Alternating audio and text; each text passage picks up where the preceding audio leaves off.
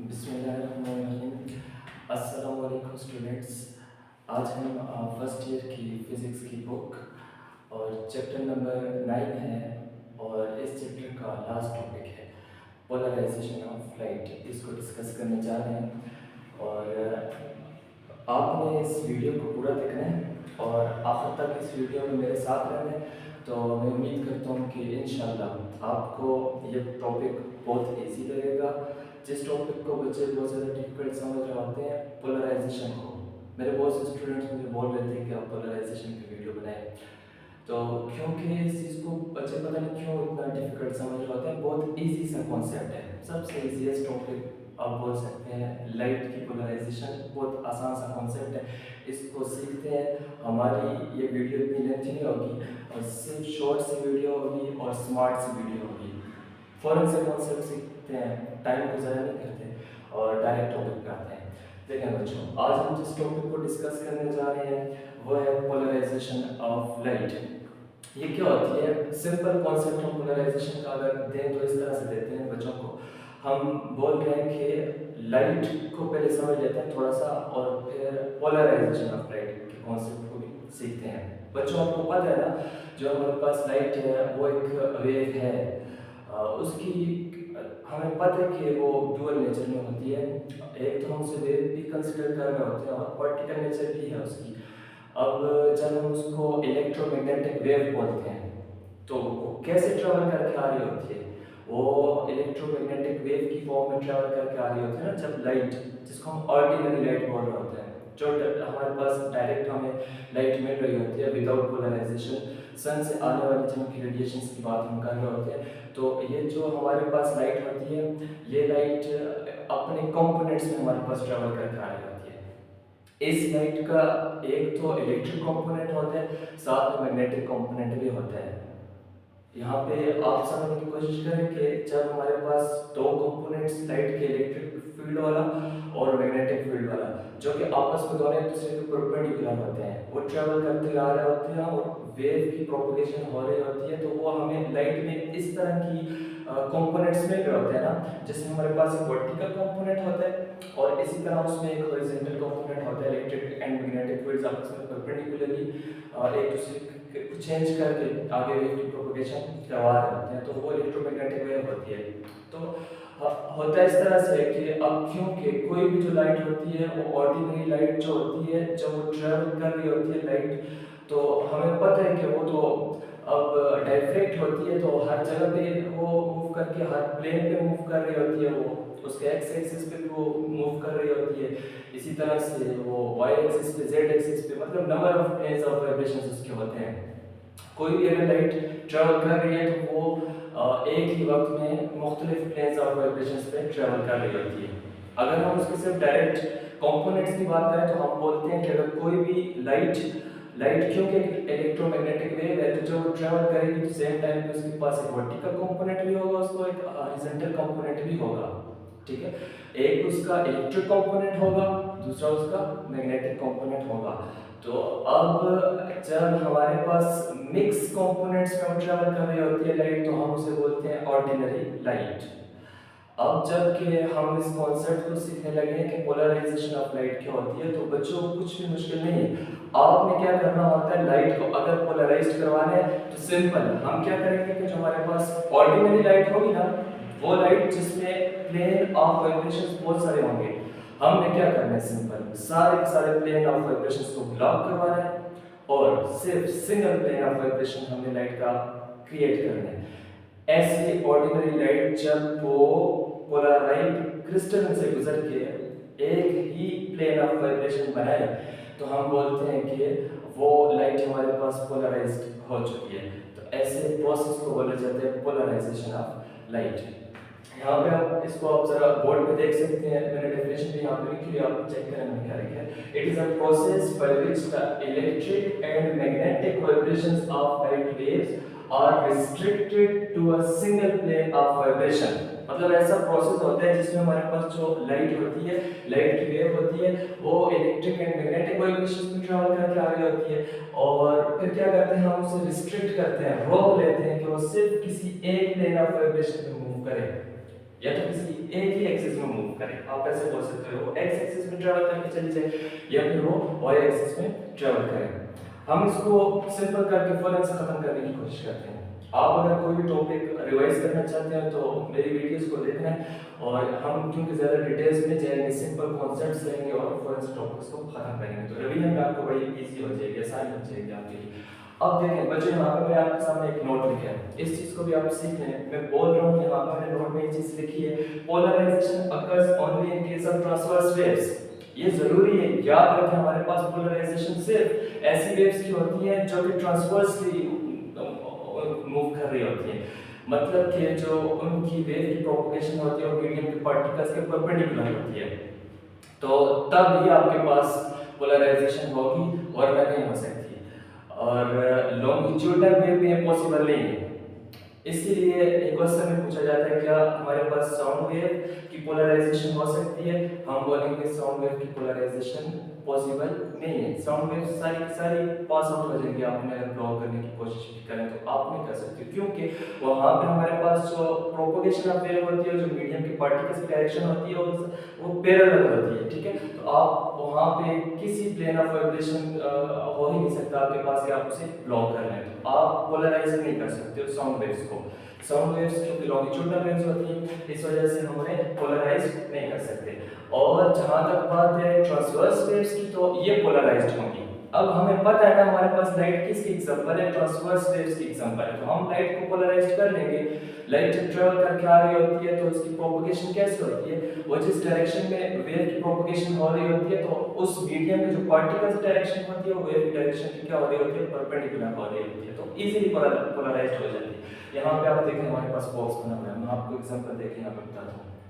अगर हमारे पास एक ट्रांसवर्स वेव्स आ रही है, अगर हम ये चाहते हैं कि उनको हम पास आउट करवाएं, और ये भी हमें पता है कि जो लाइट होती है वो एक टाइम में number of planes of vibrations के साथ आ रही होती है, और अगर हम एक बॉक्स को इस ट्रांसवर्स वेव्स जो कि लाइट की है इसके सामने यहाँ पे रख लें, तो आप देखेंगे कि ये जो हमारे पास ये मुख्तलिफ प्लेन्स में आएगी, ठीक है। पीछे से जब हमारे पास ऑर्डिनरी लाइट आ रही होगी ट्रैवल करके, बॉक्स आप सामने रखें और उसमें आप इस तरह से वर्टिकल लाइंस ड्रॉ करें, तो हम क्या चीज नोट करेंगे, हमें क्या देखने को मिलेगा कि हमारे पास इस लाइट का सिर्फ वर्टिकल कंपोनेंट ट्रैवल करके आगे निकल के चला जाएगा, बाकी सारी लाइट्स यहाँ पे क्या हो जाएंगी, जितनी भी प्लेन ऑफ वाइब्रेशंस होंगे वो सारे के सारे यहाँ पे रिस्ट्रिक्ट हो जाएंगे, ब्लॉक हो जाएंगे, वो आगे मूव करके नहीं आ सकेंगे।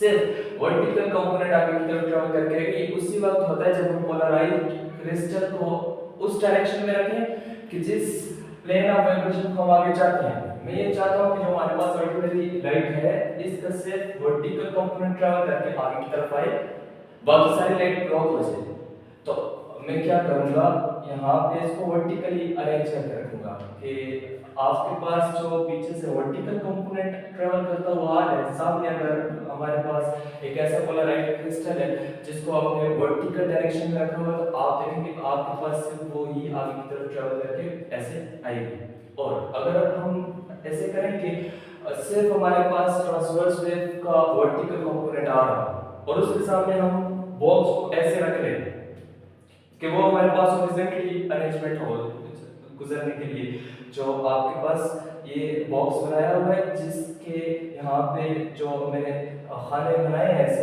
कि जिसमें से ये जो हमारे पास वेव है वो आगे की तरफ पास आउट हो गया है, तो आप मुझे बताएं हो सकता है क्या एक पीछे से जो वेव चलती हुई आ रही है वो वर्टिकली मूव करती हुई आ रही है, आगे आपने हॉरिजॉन्टल लाइंस ड्रॉ कर ली, जो इसे पाथ दे दिया वो हॉरिजॉन्टल दे दिए, तो क्या ये वर्टिकल हॉरिजॉन्टल पाथ से मूव करेगी? नहीं, इस वर्टिकल पाथ में से तो इजीली पास कर जाएगी ना, लेकिन जब हॉरिजॉन्टल पाथ में से गुजरने की कोशिश करेगी ब्लॉक हो जाएगी, और जब ये ब्लॉक हो जाएगी तो ये आप देखेंगे कि आपको आगे यहाँ पे कोई भी वेव नहीं मिलेगी, मतलब कोई प्लेन ऑफ वाइब्रेशन आपको नहीं मिल रहा। तो इससे हमने एक चीज सीखी है, क्या चीज सीखी है कि अगर हमारे पास ट्रांसवर्स वेव्स होंगी तो वो क्योंकि उनके साथ हम एक्सचेंज कर सकते हैं, वर्टिकल लाइंस को हॉरिजॉन्टल लाइंस में एक्सचेंज करके हम इसका एक्सपेरिमेंट करके समझ सकते हैं कि कैसे ये अलाउ करेंगे इस ट्रांसवर्स वेव्स को, और ये वर्टिकल लाइंस अगर हम हॉरिजॉन्टल करके रख लें तो हमारे पास ये वेव कैसे रिस्ट्रिक्ट हो जाएगी, आगे की तरफ मूव नहीं करेगी। तो ये जो रिस्ट्रिक्शन होती है, ये जो ब्लॉकेज होती है, और उसकी वजह से वो कंपोनेंट ब्लॉक होने के बाद बाकी सिंगल प्लेन ऑफ वाइब्रेशन जो हमें मिल रही होती है, इसी को जो हम पोलराइजेशन बोल रहे होते हैं। तो ये सिर्फ पॉसिबल होता है एक ही सूरत में कि हमारे पास जो वेव आ रही होगी ना वो ट्रांसवर्स इन नेचर होनी चाहिए। इस चीज को भी समझना है। आगे अब देखिए बच्चों, यहाँ पे मैं आपको दो बातें और यहाँ पे एक्सप्लेन करता हूँ, फिर उसके बाद हम डायरेक्ट मेथड्स पे आते हैं और बिल्कुल इजी होंगे, बिल्कुल आसान से मेथड्स है। आप मेरे साथ वीडियो में रहेंगे तो इंशाल्लाह ये सारे के सारे आपके कॉन्सेप्ट्स क्लियर हो जाएंगे। अब एक ऑर्डिनरी लाइट होती है, मैं आपको एक्सप्लेन करके बता देती हूँ, ठीक है, जिसमें हमारे पास बहुत वर्टिकल और हॉरिजॉन्टल कंपोनेंट्स होते हैं।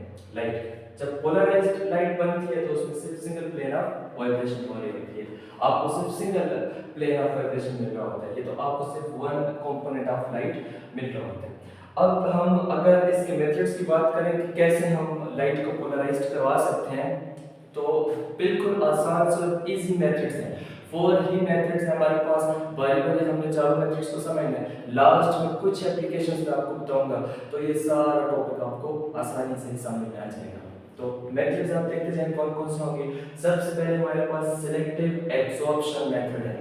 ये कैसा मेथड है, इस मेथड से कैसे पोलराइजेशन होगी लाइट की, ये भी अभी हमने समझना। उसके बाद जो दूसरा मेथड है वो है रिफ्लेक्शन फ्रॉम सरफेस। हमारे पास एक क्रिस्टल की सरफेस होगी, उससे हम लाइट को रिफ्लेक्ट करवाएंगे, और जब लाइट रिफ्लेक्ट होगी तो हम देखेंगे हमें कैसे single plane of vibration light की मिलेगी, मतलब लाइट पोलराइज्ड हो जाएगी। और थर्ड नंबर पे हमारे पास जो मेथड है पोलराइजेशन ऑफ लाइट के लिए, वो होता है रिफ्रैक्शन फ्रॉम क्रिस्टल।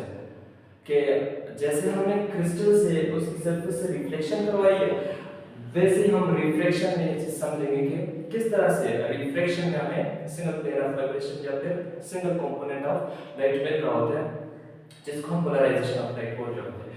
और आखिरी जो हमारे पास मेथड है जिससे हम लाइट की पोलराइजेशन करते हैं, वो है हमारे पास स्कैटरिंग बाय पार्टिकल।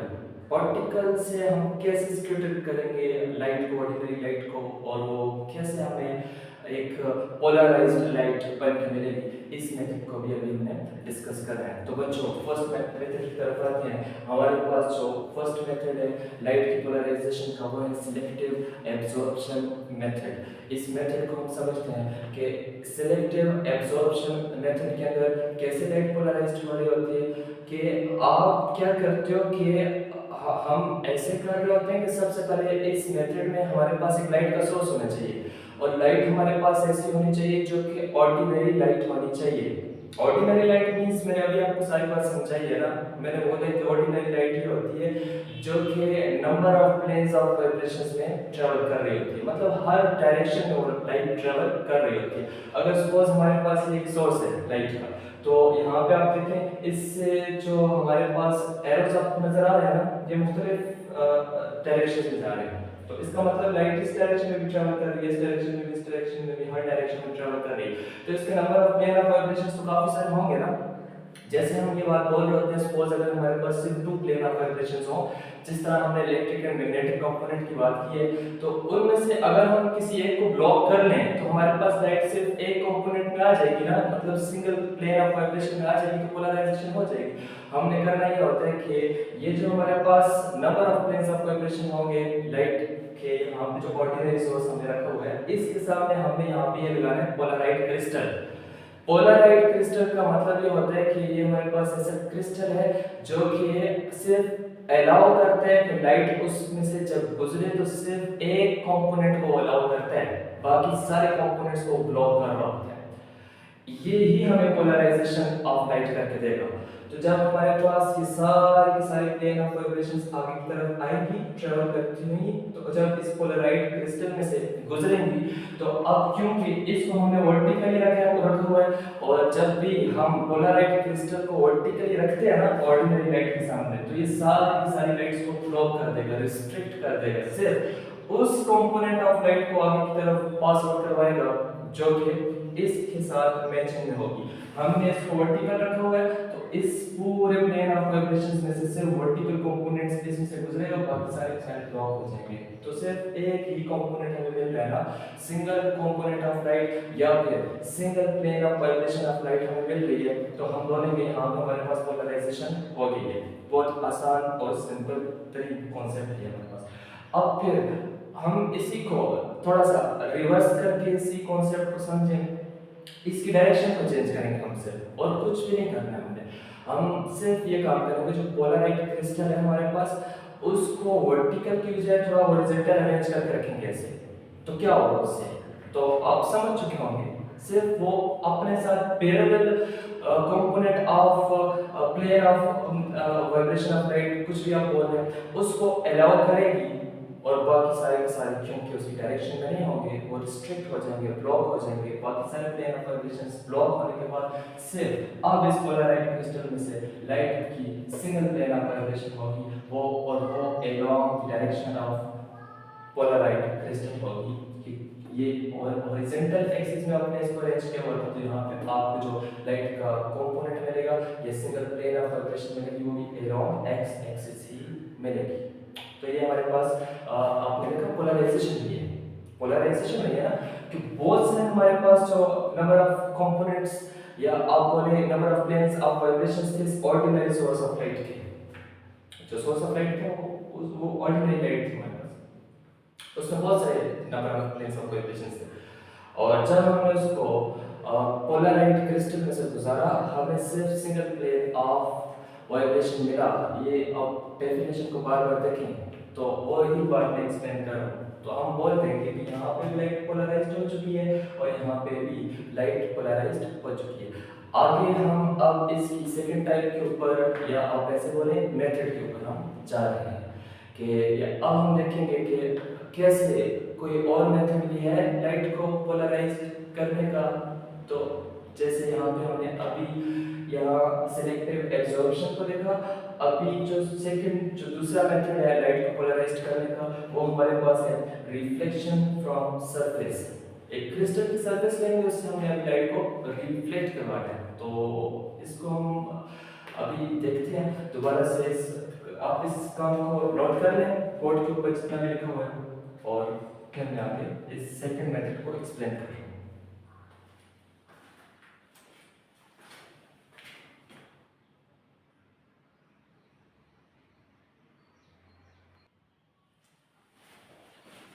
जी तो बच्चों, हम अब इसका सेकंड मेथड डिस्कस करने लगे हैं कि रिफ्लेक्शन को देखेंगे एक सरफेस से। और ये जो हमारे पास सरफेस होगी क्रिस्टल की होगी, हमने एक ऑर्डिनरी लाइट को इंसिडेंट करवाना है एक सरफेस के ऊपर, ठीक है। जब भी हम एक क्रिस्टल की सरफेस के ऊपर ऑर्डिनरी लाइट को इंसिडेंट करवाएंगे तो इसकी रिफ्लेक्शन होगी ना, और हमें पता है कि इसकी कुछ हमारे पास जो एब्जॉर्प्शन भी होगी, इसकी कुछ कंपोनेंट्स की और कुछ रिफ्लेक्ट हो जाएंगे। अब हमें पता है वर्टिकल और हॉरिजॉन्टल कंपोनेंट कहाँ होती है ना, एक इसका इलेक्ट्रिक कंपोनेंट होता है लाइट का, एक दूसरा इसका मैग्नेटिक कंपोनेंट होता है। अब जब लाइट ऐसे ट्रेवल करते हुए आके किसी भी सरफेस के साथ इंसिडेंट होगी तो क्या होगा, यहाँ पे आप देखें तो सरफेस से जब ये रिफ्लेक्ट होगी ना, तो आप यहाँ पे देख रहे हो कि आपको सिर्फ single plane of vibration reflection में मिल रहा है। यहाँ पे इसके सारे प्लेन्स आ रहे हैं, वर्टिकल प्लेन भी आ रहे हैं, ऑर्डिनरी लाइट जब ये रिफ्लेक्ट होगी पोलराइज्ड हो जाएगी, ऑर्डिनरी प्लेन का वर्टिकल कंपोनेंट भी आ रहा है, साथ में हॉरिजॉन्टल, वर्टिकल भी हॉरिजॉन्टल भी, वर्टिकल भी हॉरिजॉन्टल भी। लेकिन क्या होता है, वर्टिकल कंपोनेंट एब्जॉर्ब हो जाता है सरफेस में, रिफ्लेक्ट हो जाएगा, और इसका जो हॉरिजॉन्टल कंपोनेंट होगा वो क्या हो जाएगा, रिफ्लेक्ट हो जाएगा, और आपको यहाँ पे क्या मिलेगी, सिर्फ सिंगल प्लेन ऑफ वाइब्रेशन मिलेगी। और जब हमें सिंगल प्लेन ऑफ वाइब्रेशन मिलती है किसी भी लाइट को बोलते हैं ना पोलराइज्ड हो गई है लाइट, जब यहाँ पे पोलराइज्ड हो जाएगी, सिंगल प्लेन आपको मिल जाएगा, तो ये किसी एक स्पेसिफिक एंगल पे मिलता है, क्रिटिकल एंगल आप उसे बोलते हो। मतलब आपने यहाँ पे खास एंगल के ऊपर अपनी ऑर्डिनरी लाइट को इंसिडेंट करवाना होता है कि जिस एंगल पे हमारे पास यहाँ पे जो रिफ्रैक्टेड रे होगी वो 90 डिग्री का एंगल बना रही है, तो वो हमारे पास एक स्पेसिफिक एंगल होगा, एंगल ऑफ इंसिडेंस इंसिडेंट का, जिस एंगल के ऊपर हमें सिर्फ रिफ्लेक्टेड रे का, जो कि लाइट जब रिफ्लेक्ट होगी तो उस पे हमें लाइट का सिर्फ वन प्लेन ऑफ वाइब्रेशन मिलेगा, तो हम बोल देंगे इस रिफ्लेक्शन से हमें लाइट की पोलराइजेशन मिलेगी। क्या बच्चों, यहाँ पे इस प्रोसेस को हम इस मेथड को एक नया नाम भी देते हैं और हम बोलते हैं ब्रूस्टर्स लॉ। ये कौन सा लॉ होता है और ये कैसे इसको एक्सप्लेन करेगा, उसकी एक रिलेशन के साथ में छोटा सा क्लियर करने के लिए इसको भी आप ध्यान कर रहे हैं पेपर में। ये लगा से ऐसे लॉ में आपसे पूछा जा सकता है कि डिफाइन ब्रूस्टर्स लॉ। अब ये लॉ इसको कैसे एक्सप्लेन करेगा, हमें पता है ना बच्चों के, जब भी हम बात कर रहे होते हैं डिफरेंट मीडियम्स की और रेयर टू डेंसर और डेंसर टू रेयर, तो हम अगर उनके जो रेशियोज होती हैं एंगल्स की उनको डिफाइन करें तो हमें स्नेल्स लॉ की तरफ चलना पड़ता है। स्नेल्स लॉ हमारे पास sine of angle of incidence और sine of angle of reflection होता है और हमने वो रिलेशन यूज किया और यहाँ पे आपने अप्लाई करना है। अब हमारे पास एंगल ऑफ इंसिडेंस ये है और एंगल ऑफ रिफ्लेक्शन ये वाला है, ठीक है। ये हमारे पास यहाँ से ये वाला वर्टिकल कंपोनेंट रिफ्लेक्ट होगा और यहाँ पे हॉरिजॉन्टल कंपोनेंट रिफ्लेक्ट होगा। इधर भी हमें जो लाइट की जो बन के मिलेगी वो पोलराइज्ड होगी, यहाँ पे भी जो लाइट हमें मिलेगी वो इस ऑर्डिनरी से पोलराइज्ड होकर मिलेगी। ये दोनों बातें दोनों के दोनों आपके वाले मेथड्स क्लियर हो रहे हैं। यहाँ पे देखो reflection from surface and refraction from crystal surface. ये क्रिस्टल की सरफेस थी, एक ही बार में आपने रिफ्लेक्शन भी देख ली इसमें से और रिफ्रैक्शन भी देख ली। तो रिफ्लेक्शन में भी आपको सिंगल प्लेन ऑफ वाइब्रेशन मिल रही है, रिफ्लेक्शन में भी सिंगल प्लेन ऑफ वाइब्रेशन मिल रही है। तो हम क्या कर रहे हैं, ऑर्डिनरी लाइट को हमने पोलराइज्ड लाइट में कन्वर्ट कर दिया है। आगे आप देखिए जरा, मैं आपको स्नेल्स लॉ यहाँ पे इस डायग्राम पे अप्लाई करके ब्रूस्टर्स लॉ की इक्वेशन उसकी मैथमेटिकल फॉर्म की तरफ लेके जाता हूँ। देखिए क्या बोलते हो कि जब आप एक लाइट को इंसिडेंट करवाओगे तो यहाँ पे एंगल बनेगा, वो एंगल ऑफ इंसिडेंट होगा। जब लाइट यहाँ से रिफ्लेक्ट होगी तो एंगल ऑफ रिफ्लेक्शन होगा। एंगल ऑफ इंसिडेंट और एंगल ऑफ रिफ्लेक्शन क्योंकि इक्वल होते हैं तो मैंने दोनों को आई से लिख लिया। आगे अब मैंने आपको बोला था कि जो आपके पास लाइट यहाँ से रिफ्रैक्ट होगी नीचे की तरफ जाएगी, तो रिफ्रैक्ट होकर मीडियम दूसरे मीडियम में एंटर होगी तो इसका एंगल 90 डिग्री होगा, ठीक है। तो तब आपके पास ये वाली जो इंसिडेंट लाइट है इसका एंगल सेट होगा कि ये किस एंगल के ऊपर यहाँ पे आपको लाइट पोलराइज करके देगी। तो जरूरी है कि आपके पास ये ऑर्डिनरी लाइट उसी वक्त ये हमारे पास पोलराइज्ड होगी जब ये हमारे पास रिफ्रैक्टेड एंगल कितना होगा, 90 डिग्री होना चाहिए। अच्छा, ये 90 डिग्री हो गया। आगे जो एंगल ऑफ रिफ्रैक्शन होगा वो आपके पास कितना होगा, यहाँ से लेके 90 डिग्री, ये वाला एंगल यहाँ से लेके यहाँ तक ये 90 डिग्री होगा। बाकी जो एंगल ऑफ रिफ्रैक्शन है वो हमारे पास r लिखना होगा। अगर बच्चों हम इस पूरे एंगल का सम लें तो किसके बराबर है, आप देखें ये हम बोल सकते हैं ना, ये नॉर्मल टू नॉर्मल, ये पूरा ऐसे आप एक एंगल बनाए तो कितना बनेगा, ये हमारे पास 180 डिग्री के बराबर बनेगा। हम अगर बोलें कि ये एंगल ऑफ इंसिडेंट, ये वाला एंगल जिसको हम जो कि रिफ्लेक्टेड एंगल तक से हमने इंसिडेंट बोला क्योंकि ये दोनों बराबर थे, ये प्लस ये जो बाकी जो यहाँ तक 90 डिग्री का एंगल बन रहा था ये नहीं बनेगा, तो आपके पास ये ऑर्डिनरी लाइट पोलराइज नहीं होगी, ये बिल्कुल 90 डिग्री ही बनता है। आपने यहाँ पे 90 डिग्री पुट किया, उसके बाद जो आगे हमारे पास रिफ्लेक्टेड एंगल होगा वो हमारे पास r, इन तीनों को ऐड करें हम अगर तो ये टोटल एंगल हमें कितना मिलेगा, 180 डिग्री के बराबर मिलेगा। यहाँ से मैं अगर इस रिफ्लेक्टेड एंगल की वैल्यू निकालना चाहूँ कितनी होगी, हम क्या करेंगे r इक्वल टू 180 डिग्री, आप इन दो नंबर्स को उस तरफ लेके जाए माइनस करें तो 180 से 90 माइनस किए 90 बच गए, बाकी साथ में आपके पास minus I angle of incidence. तो रिफ्लेक्टेड एंगल वो बराबर है 90 degree minus angle of incidence. तो अब हम यहाँ पे इस रिफ्लेक्टेड एंगल की जगह ये वैल्यू पुट कर लेते हैं 90 माइनस आई। आगे आप यहाँ पे बच्चे देखिए, ऊपर तो हमने sine of angle of incidence लिखा हुआ है, लेकिन नीचे इधर जो हमारे पास cos of angle of incidence कैसे है, यहाँ पे आप बच्चों जो मैथमेटिक्स के स्टूडेंट हैं उन्हें पता है कि साइन अल्फा माइनस बीटा, आप इसे अल्फा और इसे माइनस दूसरा जो इंसिडेंट है इसे आप बीटा बोलते हैं, तो ये रिलेशन होता है हमारे पास साइन अल्फा माइनस बीटा हमारे पास बराबर होगा sine alpha cos beta minus cos alpha sin beta. वो रिलेशन हम यूज करेंगे तो वहां से हमें cos of angle of incidence ही बन के मिलेगा। इसकी जगह पे हमने ये cos of angle of incidence को यूज किया। अब साइन और कॉज ये बराबर होता है tan के, तो tan of angle of incident हो गया। तो ये हमारे पास रिफ्लेक्टिव इंडेक्स की जो हमारे पास वैल्यू बन के है, ये जो इक्वेशन बन के है, ये tan of angle of incident tan I, ये होता है ब्रूस्टर्स लॉ। और एक तो हमने इस टॉपिक में ब्रूस्टर्स लॉ को भी डिस्कस कर लिया और साथ में ये भी देख लिया कि रिफ्लेक्शन फ्रॉम सरफेस से कैसे ऑर्डिनरी लाइट एक पोलराइज्ड लाइट में चेंज हो जाती है। तो अभी हम बच्चों इसका जो आखिरी जो मेथड है स्कैटरिंग बाय पार्टिकल, कैसे एक लाइट हो जो कि ऑर्डिनरी लाइट हो उसको आप एक पार्टिकल से स्कैटर करवाएं तो तब उसकी पोलराइजेशन कैसे होगी, इस चीज़ को भी अभी हम डिस्कस कर लेते हैं। तो जी बच्चों, अब हम यहाँ पे एक पार्टिकल को कंसीडर करते हैं। सपोज हमारे पास एक पार्टिकल है, ठीक है, और हमने इस पार्टिकल से स्कैटर करवाना है और मुख्तलिफ एंगल्स में लाइट को स्कैटर करवाना है, टकरा के रिफ्लेक्ट हो जाए। अगर हम एक ऑर्डिनरी लाइट लेते हैं जो कि मुख्तलिफ डायरेक्शंस में मुख्तलिफ प्लेन्स ऑफ वाइब्रेशंस हैं उसकी, और वो ट्रेवल करते आती है और एक पार्टिकल से स्कैटर्ड होती है, तो कुछ की प्लेन्स ऑफ वाइब्रेशंस जो इस एंगल से स्कैटर्ड होकर जाएंगी, ये वाली इस डायरेक्शन में चली जाएंगी, और वो प्लेन जो कि स्कैटर्ड होके अपनी नई डायरेक्शन में चला जाएगा किसी एंगल से रिफ्लेक्ट होके।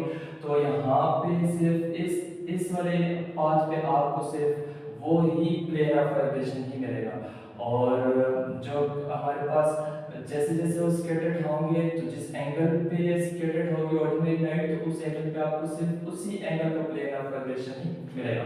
तो आप देखें, अगर लाइट स्कैटर्ड होके इस डायरेक्शन में जाएगी तो आपको इस डायरेक्शन में सिर्फ सिंगल प्लेन ऑफ वाइब्रेशन ही मिलेगा। अगर लाइट की जिसके बहुत सारे प्लेन ऑफ वाइब्रेशंस थे, ये सारे आपके पार्टिकल्स के साथ इंसिडेंट होती है और स्कैटर्ड हो जाती है, अगर ये लाइट स्कैटर्ड होने के बाद इस डायरेक्शन में आएगी तो इस डायरेक्शन में जो इसका प्लेन ऑफ वाइब्रेशन होगा आपको वो ही मिलेगा। तो ये ऑर्डिनरी लाइट जब सिंगल प्लेन ऑफ वाइब्रेशन में कन्वर्ट हो जाती है, हम बोलते हैं कि ये हमारे पास क्या है, पोलराइजेशन ऑफ लाइट। तो मुख्तलिफ मेथड्स हमने देखे और बिल्कुल इजी मेथड से कुछ भी मुश्किल नहीं था। हम एक ऑर्डिनरी लाइट को जब भी सिंगल प्लेन ऑफ वाइब्रेशंस में कन्वर्ट कर देते हैं, ये प्रोसेस कहलाता है पोलराइजेशन ऑफ लाइट। मुख्तलिफ मेथड्स हमने देखे, सिलेक्टिव एब्जॉर्प्शन मेथड में हमने देखा कि कैसे हमने लाइट को पोलराइज किया है, रिफ्लेक्शन फ्रॉम सरफेस जिसमें हमने ब्रूस्टर्स लॉ को भी देखा, सेम उसी टॉपिक में हमारे पास रिफ्लेक्शन फ्रॉम क्रिस्टल भी आ जाता है, और फिर उसके बाद है स्कैटरिंग बाय पार्टिकल्स। पार्टिकल से आप जब ऑर्डिनरी लाइट को स्कैटर करवाते हो तो वहां से भी आपको सिंगल प्लेन ऑफ वाइब्रेशंस मिल रहे होते हैं, जिसको हम पोलराइजेशन ऑफ लाइट बोल रहे होते हैं। अभी हम बच्चों ये आप नोट कर लें और फिर मैं आपको कुछ एप्लीकेशंस पोलराइजेशन की बताता हूँ।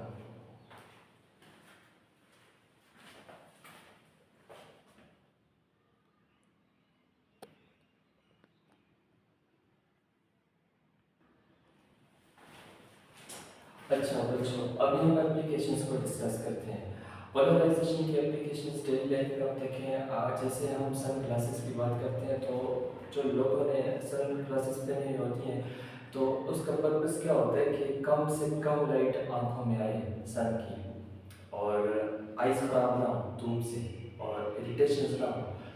तो वजह उसकी ये होती है कि जो वो ग्लासेस पहनते हैं ना, उसमें पोलराइज्ड का वो जो एक पूरा प्रोसेस हो रहा होता है लाइट को पोलराइज्ड करने का। वो कैसे हो रहा होता है कि जो उसके ग्लासेस होते हैं उनको ऐसे डिज़ाइन किया जाता है कि वो लाइट को पोलराइज्ड करें, कि वो ऑर्डिनरी लाइट जो सामने से डायरेक्ट हमारी आंखों में उसके सारे प्लेन ऑफ वाइब्रेशंस आ रहे होते हैं, तो बहुत ज़्यादा रोशनी हमें आंखों में मिल रही होती है।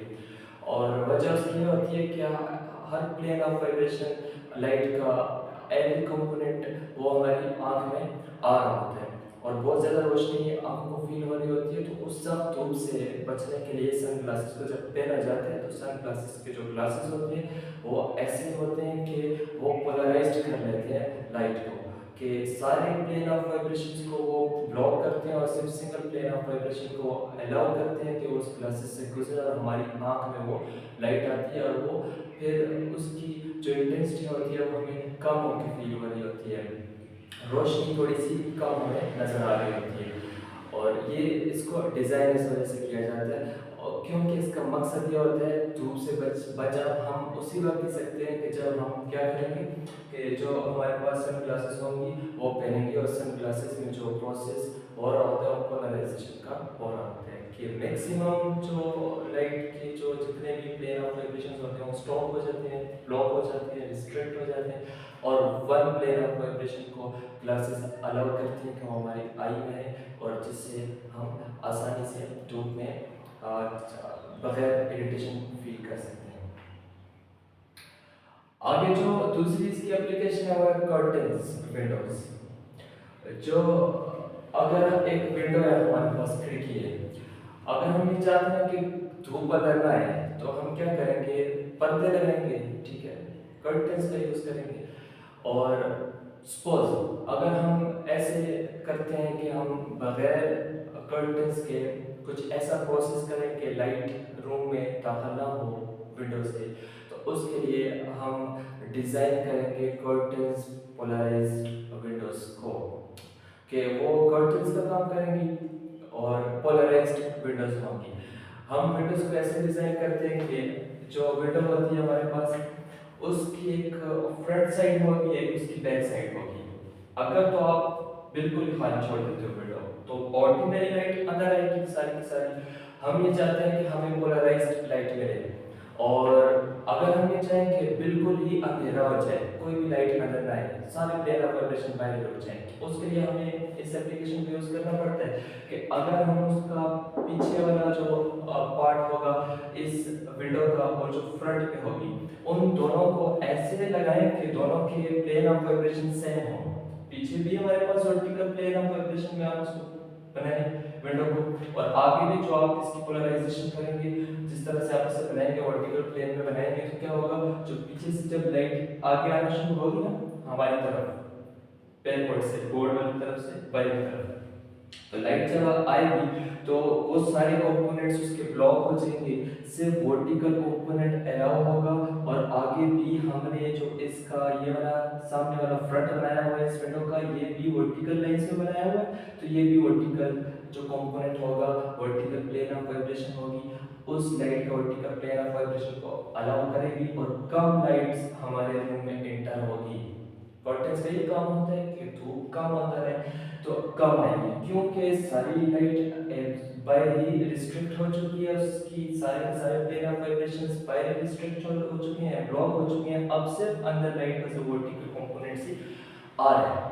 अगर हम ये चाहते हैं कि मुकम्मल तौर पे वो जीरो हो जाए, लाइट बिल्कुल ही ब्लॉक हो जाए, सारी पोलराइज्ड भी ना रहे, एक सिंगल कंपोनेंट ऑफ लाइट भी ना रहे, आप क्या करेंगे, जो पीछे उस विंडो का वर्टिकल कंपोनेंट आपने बनाया हुआ था उसके सामने ये जो सेकंड वाला सामने वाला फ्रंट में हमारे पास हॉरिजॉन्टल इसका वर्टिकल था, इसको आपने इसे घुमा के इसको क्या कर देना है, इसके ऊपर हॉरिजॉन्टल कर देना है। तो ये आप देखेंगे इस सामने वाले जब आप इसे घुमाएंगे तो आपके पास क्या होगा, पीछे तो वर्टिकल था, लाइट जब आएगी सारी ब्लॉक हो जाएगी, सिर्फ वर्टिकल अलाउ होगा कि वो आगे जाए वर्टिकल प्लेन ऑफ वाइब्रेशन।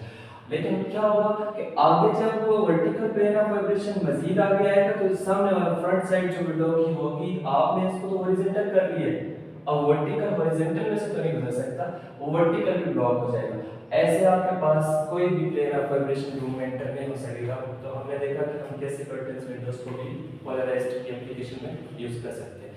तो ये था हमारा बच्चों आज का टॉपिक पोलराइजेशन ऑफ लाइट। उम्मीद करता हूँ कि आपको अच्छी समझ आई होगी। कोई भी अगर फिर भी कॉन्सेप्ट आपका मिस हो जाता है, नहीं समझ आई, तो आप कमेंट्स के अंदर अपना क्वेश्चन पूछ सकते हैं और अगर आप चाहते हैं कि मैं मुसलसल आपके लिए वीडियोस फिजिक्स के टॉपिक्स पर बनाऊँ, आप मुझे सपोर्ट करें, आप मेरे चैनल को सब्सक्राइब करें, लाइक भी करें, अपने फ्रेंड्स के साथ शेयर भी करें। तो जितना आपकी सपोर्ट मिलेगी इंशाल्लाह आपके लिए वैसे ही न्यू टॉपिक्स पे इसी तरह अच्छे कॉन्सेप्ट्स के साथ वीडियोस बना के लाते रहूँगा। उम्मीद करता हूँ आज का टॉपिक आपको अच्छा लगा होगा।